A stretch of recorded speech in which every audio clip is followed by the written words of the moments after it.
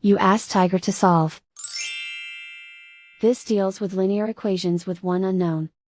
The final result is q equals -72. Let's solve it step by step. Simplify the expression. Expand the parentheses.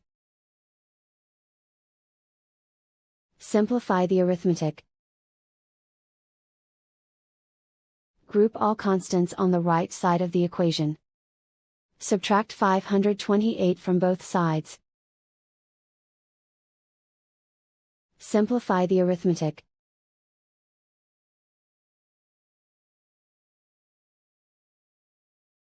Isolate the q. Divide both sides by 8. Simplify the fraction. Find the greatest common factor of the numerator and denominator.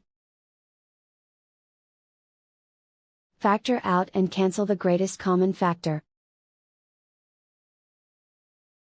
And so the final result is q equals -72.